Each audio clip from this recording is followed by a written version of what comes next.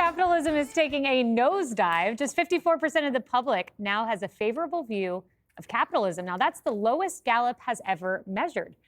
You can probably guess which party is causing the slide. You got it right. Only 42% of Democrats view capitalism favorably, while 66% have a positive view of socialism. Of course, the squad is egging on the Marxist revolution. What it's about is the corruption and the rigging of the economy by the wealthiest few.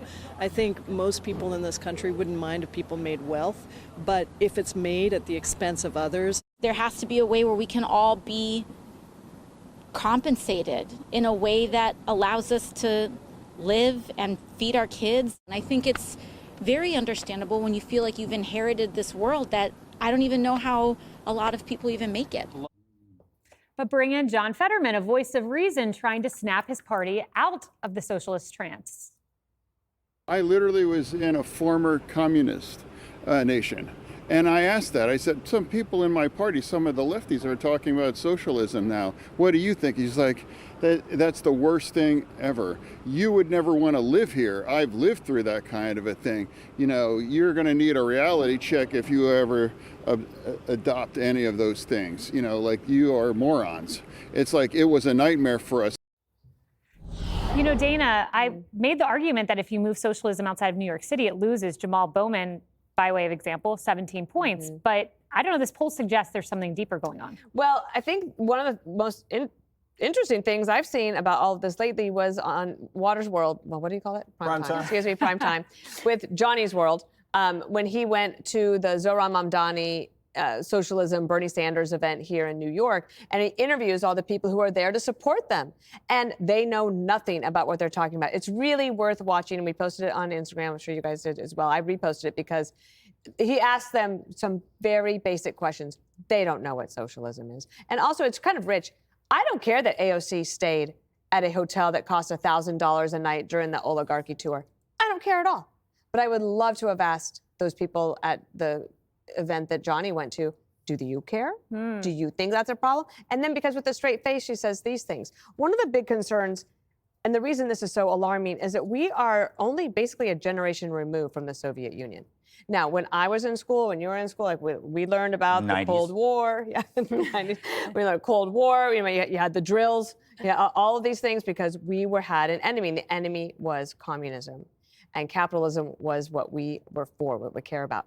A lot of these people complain about things like the high cost of groceries, the high cost of electricity, the high cost of housing. But they don't realize that it's mostly because our government has gotten too big. Our government is putting new regulations on all of these things, making all of them more expensive.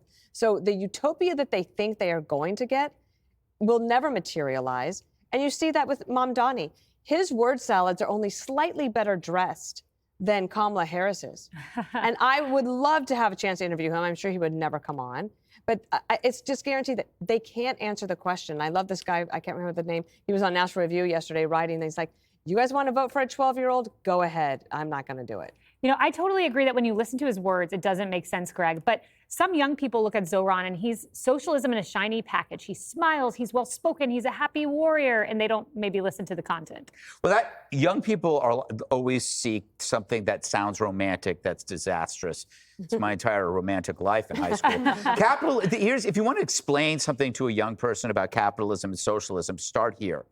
Capitalism doesn't have to be perfect to work. Socialism has to be perfect to work, which is why it has to be done with force. Because if it falls apart and then everybody suffers. The wicked part here is noticing all the young people embracing socialism. And Zohran, he says affordability, and that was a good selling point because these people are mired in debt. Thank you, college.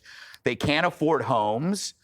They don't want or have kids. Their American dream right now is a comfortable sofa and a bong because their aspirations for anything better really don't exist, especially in New York City where everybody wants to live there but can't afford it.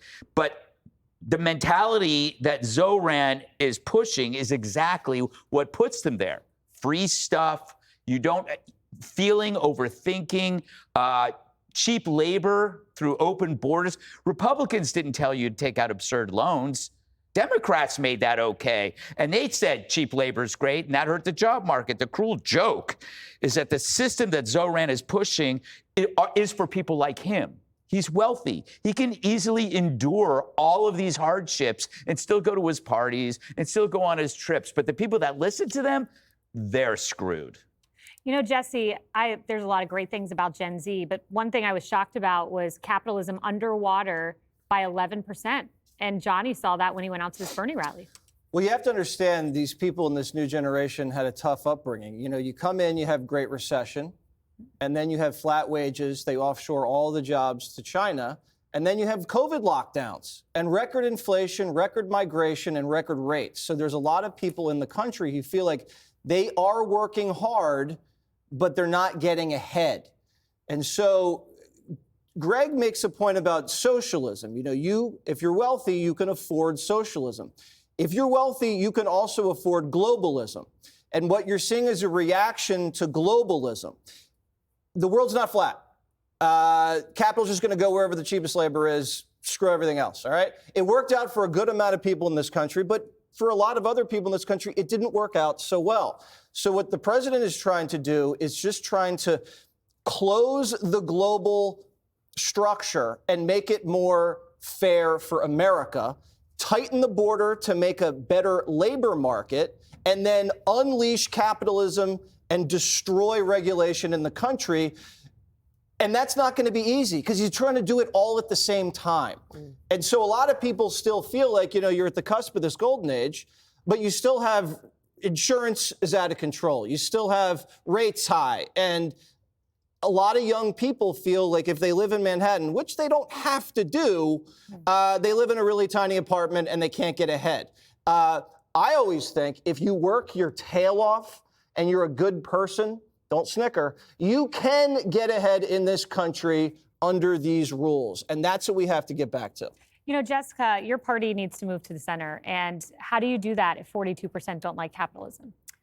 Well, this trend line is being pushed by 18 to 34-year-olds. There's no other age demographic where it's an increasing appreciation or fandom of socialism. It is about young people, and 90% of what Jesse said, I agree with. And it's also reminiscent of, if you think back to the 2016 election, Donald Trump and Bernie Sanders were saying a lot of the same things, right? They were talking about economic populism. They were leading with affordability. Now, they're two very different characters, but they had similar messaging. And the big problem here is that young people or whoever Johnny is interviewing are saying that this is socialism. But what Zoran Mamdani and AOC and Bernie Sanders are talking about is democratic socialism, not socialism like when the government owns the means of production. That's the really scary stuff. And, you know, maybe the government shouldn't own 10% of Intel, would say but democratic socialism is scary too. A lot of people would, like anytime an election is coming, Republicans go into this fear-mongering mode where they said, this is what the country, we're going to have bread lines and it's going to turn into Russia or China unless we do something about it. And it happens every election, no matter who the candidate is. I mean, Joe Biden, who was the most moderate candidate in the 2020 primary, the threat was that socialism Have you was read coming. the DSA platform? Yeah, defunding I have. the police. No, These well, are all also the frightening national. prospects. Listen, I was not a Mamdani person, but the national DSA platform versus the New York DSA platform are different. First of all, and when you talk to people about what they think this means, they think it means having affordable childcare. They think it means universal health care. They think it means being able to get into a rent-controlled apartment, for instance. And looking at this from someone who also wants to win elections, I know that this is what Republicans want to talk about, and they're doing a great job of it, and they do it every election cycle. But it is not working. People know their grocery prices are high because of Donald Trump, not because of Zoran Mamdani. They are watching what's going on with the Epstein saga. They're watching what's going on with their health care premiums. And if Trump thinks he can run an election just saying, like, you know, socialism bad, it's not going to work out. No, we're just going to run on your Right. party saying socialism good. Yeah, and Well, that's that's what you've done before and lost elections on it. It is baked in now that you are going to say that one thing. If you don't also say, I have a plan to fix the things that I promised on day one Yeah, that but I would. none of your data merits trust. And you just You had talk it last. about Intel. You know, what's wrong with the Intel deal? What- You claim if that's it- socialism? If Joe How is Biden it? said, I'm going to take 10% of a major company, you would be cool How with much it? did that cost the government? Really, it wasn't the same a. amount. Yeah, it doesn't. It doesn't. It's a lot. It's like it's fine. free money basically. It's not a loan. All of this is extorting. Listen, you heard the Mark Zuckerberg hot mic moment. Why do you think they We said, didn't tell? Talk about Why do you think they didn't tell? That's because he What was was the talking about reason? whether or not it was going to be over a 10-year period or a 6-year period. Okay. He explained it, Jessica. Yeah, Tim Cook. Yes, he explained it under duress. All these people are under duress. You think Under Tim duress. Cook wanted to walk in with a gold-plated cell phone and Jessica, say, you look under duress. Those guys look fine. I look fabulous. I'm You do, totally but fine. a little under duress. And Jessica, it's of note that Donald Trump handed over 2.4% inflation. Joe Biden skyrocketed it to 8.1%. What's most and of you touted note the jobs report last is week. I know 919,000 about the jobs revision. Yep, and I know what it breaks evaporated, down and to it was still Joe Biden's higher watch. numbers on a monthly basis All right, than Donald Jessica, Trump. $2,400 yelling. extra. You're yelling. You just what? Crosstalk doesn't change the data. 919,000 jobs evaporated, Is this and a it began joke? on Joe Biden's watch. All right. Click here to subscribe to the Fox News YouTube page to catch our hottest interviews and most compelling analysis. You won't get it anywhere else.